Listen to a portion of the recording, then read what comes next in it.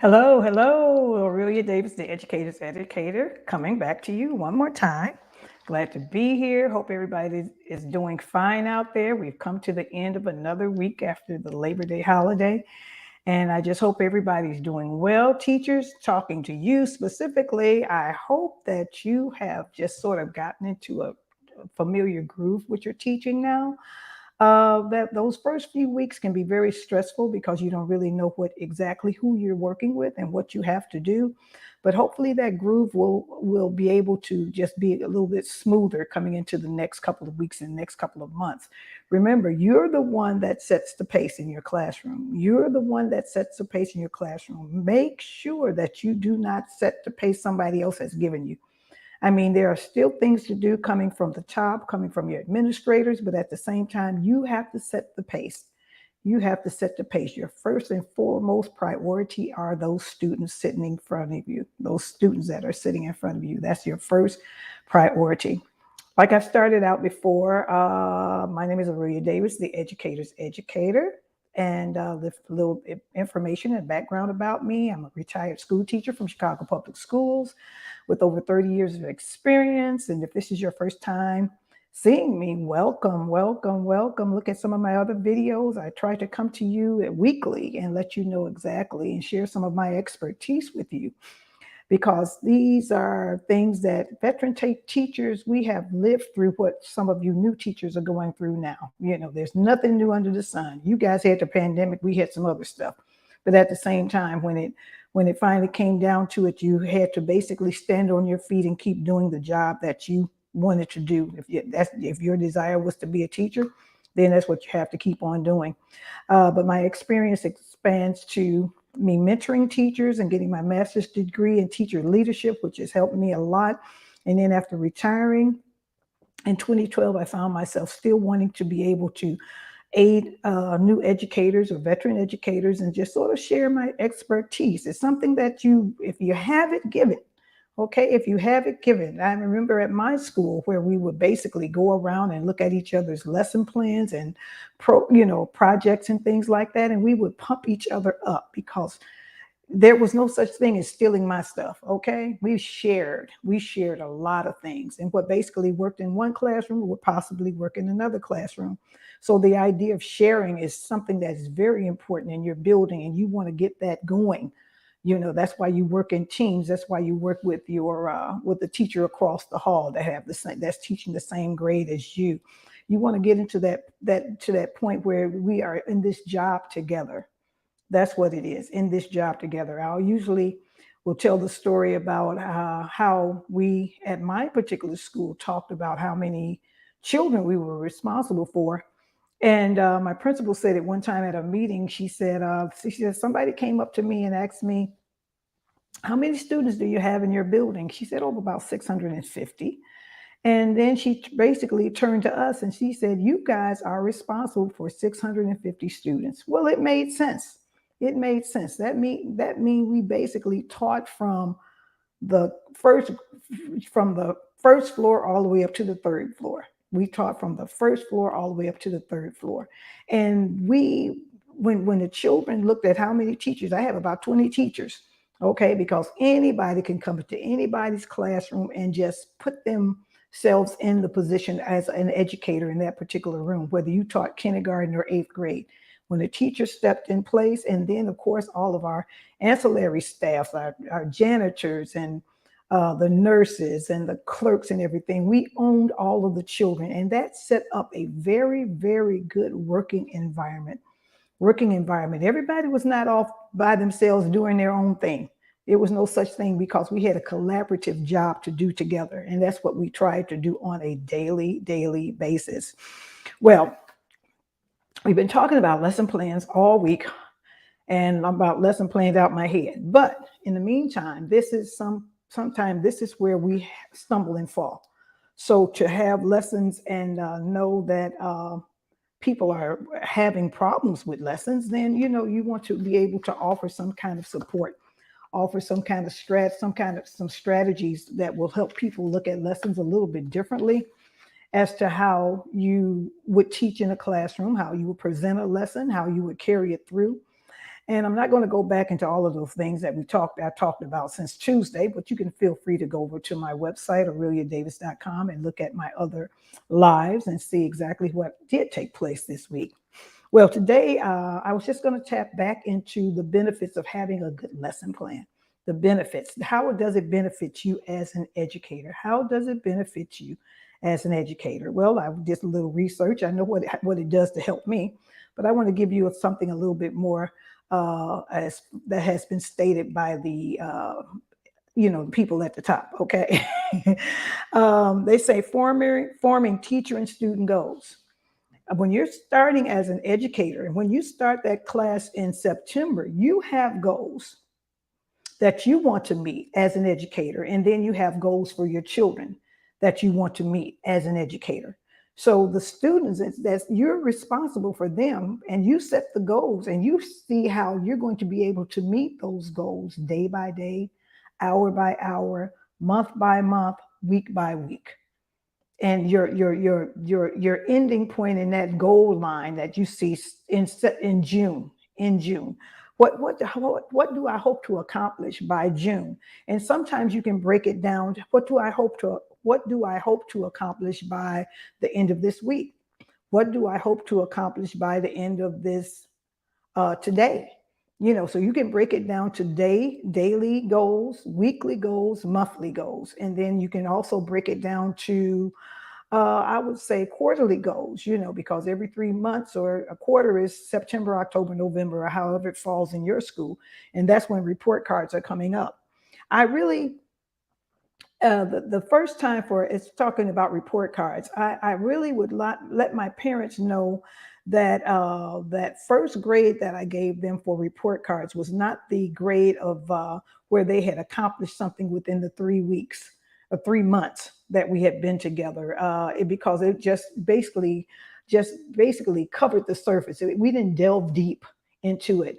And so those grades were I wouldn't say they were play grades, but I would say they were grades that as I looked at that particular child, I sort of noticed what this child can accomplish and what skills this child already had in front of me. And that's what I measured those first grades on. That's what I did personally.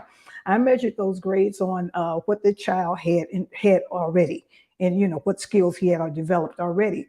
And of course, those students that may be a little lower as far as skills are concerned, I would give them the benefit of doubt that we were going to be able to get above a C or get above a B or whatever. If these are the same grades they're doing nowadays.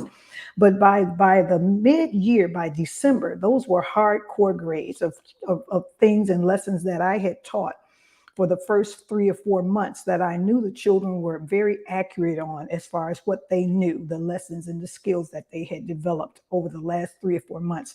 So those midterm grades were really hard grades. And then from that particular point up, the children could either go up or they could go down, or sometimes they just sort of leveled off. So a child that would get a B in reading, and he had reached as much as he could do in that reading, then most likely he would probably end up with a B for reading at the end of the year. And it does not necessarily mean that the child could not accomplish an A, but he was more of a harder B than he was a soft A. Let's just put it that way.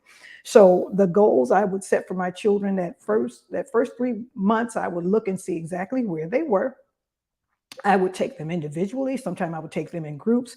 Those, of course, that were in lower groups, I would definitely put lessons together just for those particular children and work with them separately while the other children were still working on things throughout the class. And I found out because I wanted to close the gap. In your classroom, you have those advanced learners, children that are in 3rd grade, but may even have the skills of a 4th grader.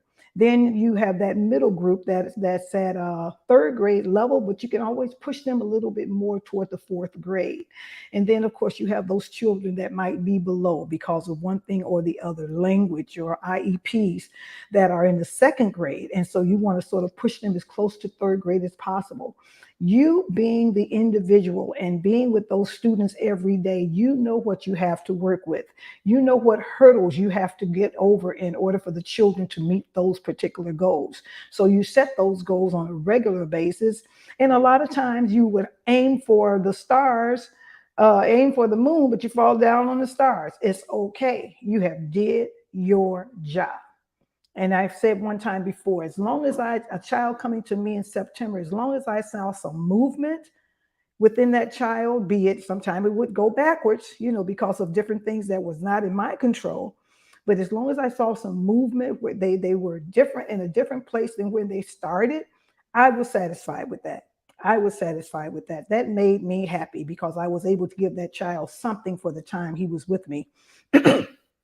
And it's another benefit, serving as substitute plans. I always, when I would take a day or have a sick day or personal day, because I had the days I can use them, I would leave a very detailed plan, a very easy plan for my substitutes.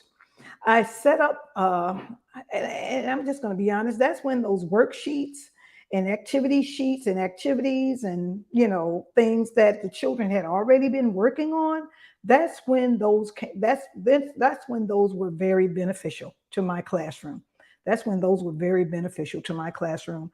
And I'm going to be honest, a lot of times substitutes would leave me a note. Miss Davis, these were very good plans. I appreciate it because it kept the children involved. And you never know what kind of substitute you're going to have in that particular building. Sometimes they were coming from the outside, so they didn't know your children. And so that substitute coming in needed something concrete in front of them so that they can give those children exactly what they need to keep them engaged for that period of time when you're not there. And a lot of times I would even leave little notes. Okay, your leaders in your classroom is ABC, your followers are BFG. I just let her know a little bit about the children that she was looking at. If you need a question answered, ask this child or ask that child, and so forth. And these things would always help the substitutes. So a good lesson plan. And then what I would also do, I would keep a separate template for my substitutes. I would keep a separate template for my substitutes. And it's not that I would keep the same lessons on there, but whatever I was at that particular, be it day and time, whatever the children were learning, then I would leave the substitute lessons I would leave lesson plans for the substitutes so they could be easily followed.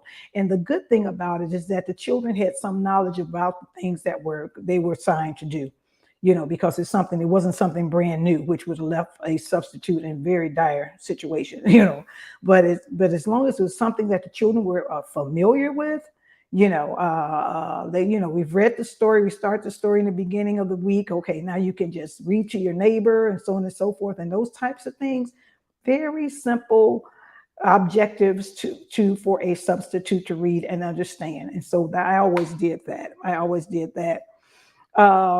Saving time in the future. So educators can save successful lesson plans and use them for future lessons. Did I say that? I talked about that in the beginning of the week. Before I left my field of education, I had over 100 and something lesson plans. And I'm gonna be honest, I don't know exactly where they are now, but in the meantime, I did keep them. And they serve the purpose from year to year, month to month, classroom to classroom. And they worked. And what I would do is just do a little, I would change them a little bit so that they had a tendency of being, a little bit more hyper for this particular group of children than the other group of children. I would add things to it, take away things and whatever. But that good lesson plan, always at least 2 or 3 good lesson plans for reading, 2 or 3 good lesson plans for math, 2 or 3 good lesson plans for social studies, and 2 or 3 good lesson plans for science. Well, my coworker taught the science, so I would basically have 5 or 6 good lesson plans for social studies. And they worked year after year after year. So you just keep those lessons, put them on a little index card, or if you have your laptop, create a folder, good lessons, in the areas of reading, math, social studies, and science. And you'd be surprised how you can always go back and just tweak it a little bit, add a little technology to it, add a little visualization to it, so on and so forth. So you can always be on top of something. And it said, supporting career advancement, teachers can bring some of their most effective lesson plan examples with them to their annual performance review. Okay. Well, what we did is that our principals would give us that end of the year evaluation, and so they would have a tendency of coming into our classroom, letting us know ahead of time that they were coming to our classroom. One time it would be planned, and then another time it would be impromptu. So my principal might come in under a lesson that I was doing for social studies, and then about a month later, she may pop in for a lesson that I was doing in reading. And it was always the same. I got to the level in my career where I didn't have to hide anything. What you saw on Monday, you're going to see on Tuesday, Wednesday, Thursday through Friday. That's the way I was able to work. And then at the same time, I let my administrators know exactly who I was. And we developed a relationship. So I was never, ever, I would say I never, ever was measured with a teacher across the hall, because she might be teaching the same subject or the same, say for instance, a reading story. She may be teaching it totally different than the way I'm teaching it. So our principal and our administrators were very good at not comparing us with each other. They took, and in fact, my administrator said she loved that she had about 36 teachers in the building. She had 36 different lessons for one particular story. And that made you unique. That made you unique. But at the same time, if we found out, just like I said before, if we found out that we had a terrific lesson plan or something that was just the bomb, whatever the kids are saying nowadays, we shared it. Oh, let me tell you, at the lunchroom table. Oh, let me tell you, Miss Such and Such, what I did today and how it worked. Oh my God, it was beautiful. The children responded and whatever. Oh, can you come in my room and do that? Sure, I sure can. Or either I can give you everything that's needed. That's how we built a community of learners and educators in our building that was successful. We built it within the building and we were successful at it. Nobody worked in an island.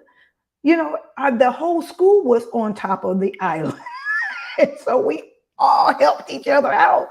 That kept the stress down, because if it was not working for me that day, then I can go across the hall. I need some help. Can I just sit in your room for a few minutes and you go over into my room? And that's the type of thing we did back in the day. We have to get off the thing of being like selfish within our own classroom. That doesn't benefit you at all. Okay, you need help and support on a regular basis. And it does, because you need help and support, does not make you a bad educator. I'll say it again, because you need help and support does not make you a bad educator.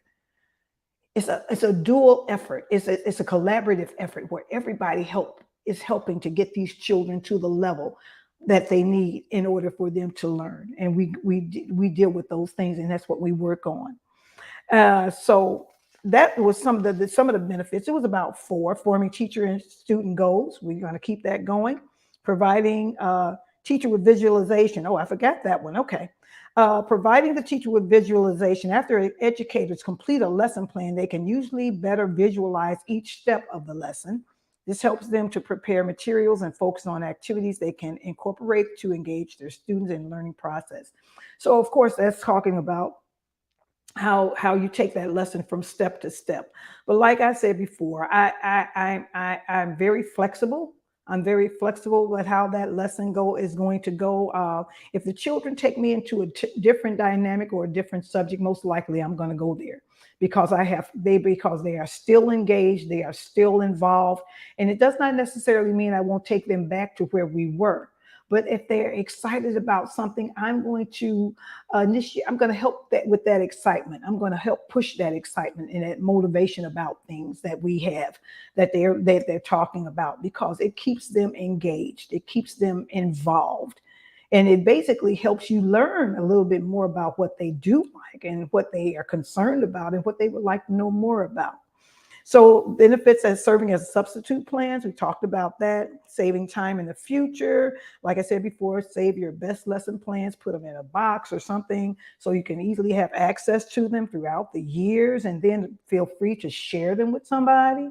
Okay. And then supporting career advancement, taking it to an annual review. And like I said before, our principal basically was always looking at us. She would walk down the hall and stop in and whatever. We had that type of an environment, educational environment in my building, and I just loved it. That's why I stayed as long as I did. Okay. Okay. So then I'm going to give you just about finishing up about 4 tips. Here's some tips you can try when planning different components of your lesson plan. We talked about the components before. It says access your student needs. You have to realize that every child does not learn the same way. Every child does not learn the same way. Now, you can start out presenting the whole lesson to the whole group, but then after you get so far and you find that some children are still behind where they're not understanding what you're talking about, just sort of make notes on the side and pull those children to the side. You may have to give it to them differently. You may have to present it to them a whole lot differently than you did with the whole group.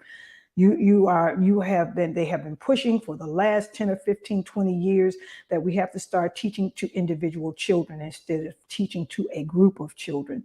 And you find that to be necessary because every child in your classroom deserves individualized learning, whatever he needs in order for him to get what he needs in order to learn, And it says keeping a log. Of course, that's something that goes along with recognizing your children's the needs of those particular children. And then, they are good lesson plans, and then there are bad lesson plans. Bad lesson plans, I turned around and dumped them, and I recreated the subject a whole different way.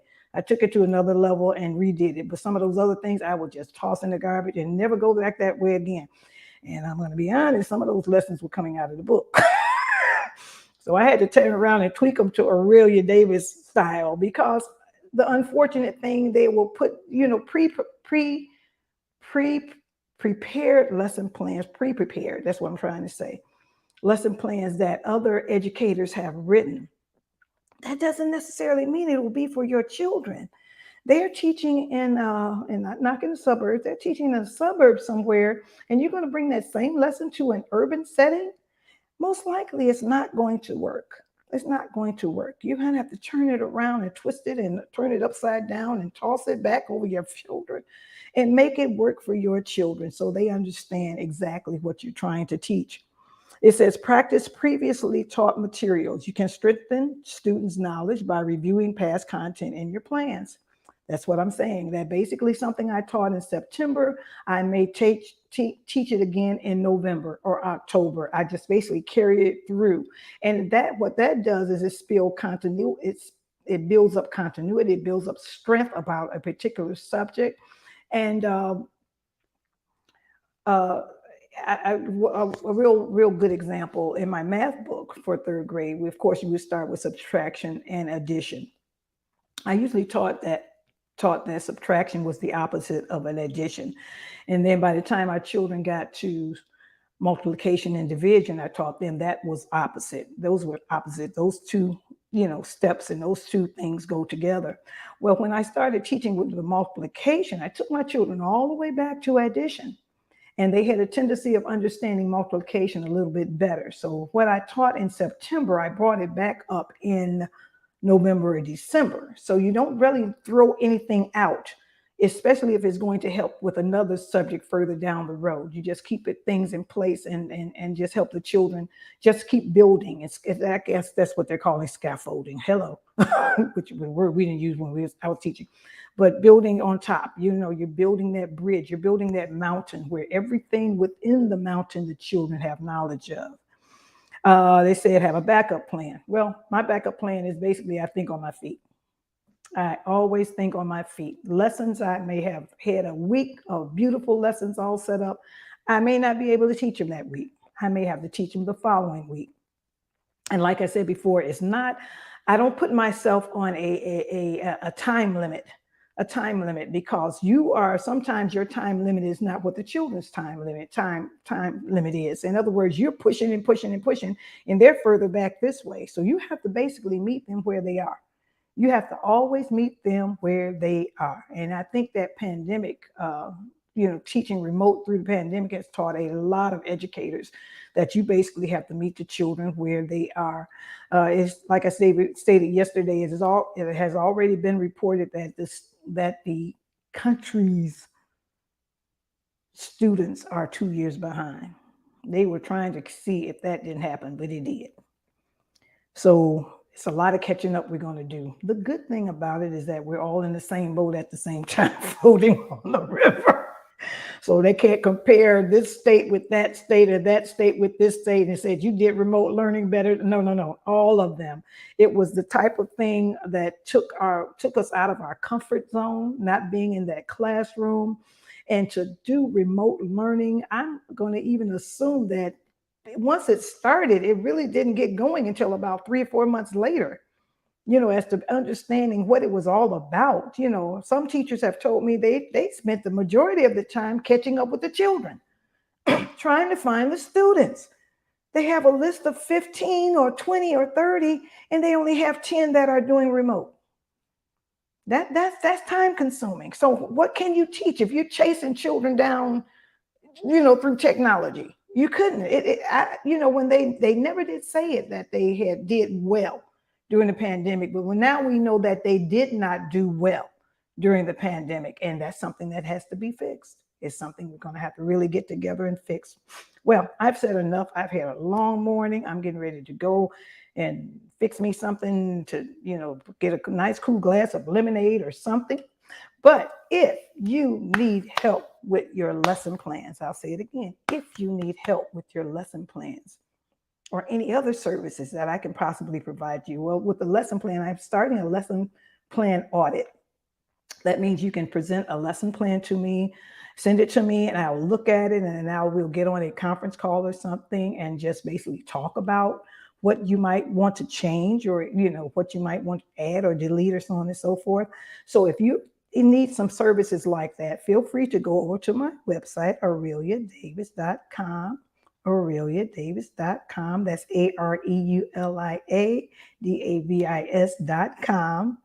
And click on the Work With Me tab, which you can find in the website, and book a session. And I would love to work with you. I say again, AureliaDavis.com, click on the Book With Me tab, and we can book a session. And I think that's about it for today. I hope you've enjoyed what I've talked about, and keep teaching. You're needed, you're wanted, and you are valuable. Have a great weekend. Take care.